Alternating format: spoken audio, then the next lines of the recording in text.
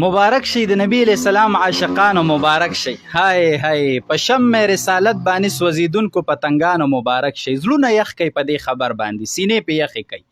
کم ملعون چې غبل ورځ د نبی علیہ السلام مبارک په شان کې په صفا الفاظو سره ګستاخی کړې وه، الحمدلله هغه ملعون جهنم رسید که او چا جهنم ته ورسو. ډیر د خوند خبر دی او ډیره د کمال خبره ده. کله چې د قاضي په قلم کې انصاف ختم شي کنه او دا د نبی علیہ السلام د ناموس لپاره اونه چلیږي او دا د ګستاخ رسول خلاف اونه چلیږي، نو بیا به په قوم کې الله غازیان پیدا کوي چې د قاضي نه پاتې شي کنه، الله به غازی پیدا کوي او غازی الله په چا کې پیدا کا؟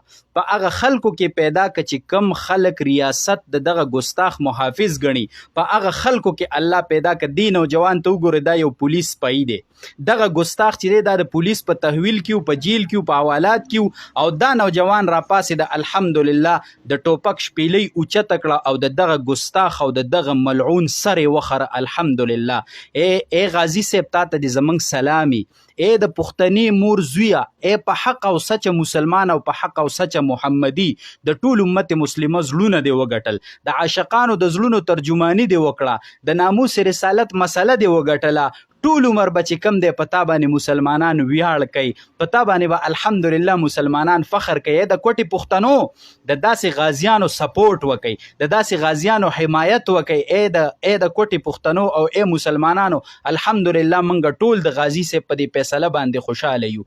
کله چې ریاست او حکومت ګستاخانو له سزا نه ورکوي کنه، بیا به په داسې خلکو کې الله پیدا کوي، بیا به د داسې خلکو په ذریعه باندې الله جل شانه د خپل پیغمبر څخه حفاظت وکړي. د 1500 نه زیات ګستاخان رسول دا د پاکستان په جیلونو کې پراته دي.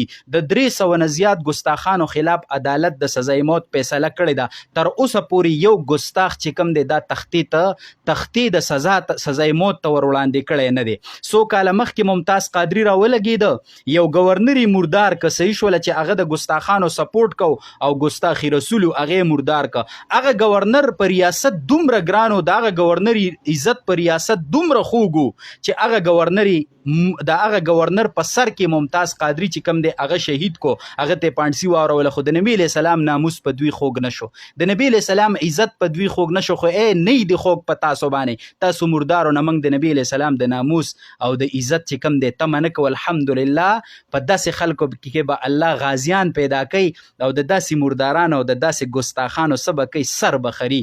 زمارونو که تاسو کې څوک زما دا ویډیو ګوري او پته ورته نه، نو پرون نابل ورځ یو ګستاخ چې په کوټه کې او هغه پښتون دی او ځان ته مسلمان وي، هغه د نبی علیہ السلام مبارک په شان کې په صفا الفاظ ګستاخی کړي و، هغه د پولیس په تحویل کې په عدالت کې او بار د مسلمانانو احتجاجونه شروع. خو الحمدلله په پولیس کې پاسپیانو کې الله داسې غازی پیدا ک چې دا ګستاخ سری په جیل کې وخرو او مردار ک. الحمدلله دا یو د خوشحالي خبر دی. په دې زمونږ زړونه یخیږي، سینې په یخیږي، ټټر مو په یخیږي او د امت مسلمه او عاشقان مصطفی هغه په دې باندې خوشاله دي. مسلمانان ټول ته سلام کوي. ستا جرأت ته نه خپل نوکرۍ ته وکته، نه د خپل بچو ته وکته، نه د خپل عزت ته وکته، هر څه د نبی علیہ السلام مبارک نه قربان کړه. دې ته ویلی شي عشق مصطفی، دې ته ویلی شي حقیقي او عاشق. غازی صاحب ټول امت مسلمه ته سلام کوي، ته سلام کوي جی، او الہ العالمین د ستا د هر طرف نه او ستا د کور او د مال او د جان او د عزت او د ابرو حفاظت وکړي. وصلی الله علی النبی.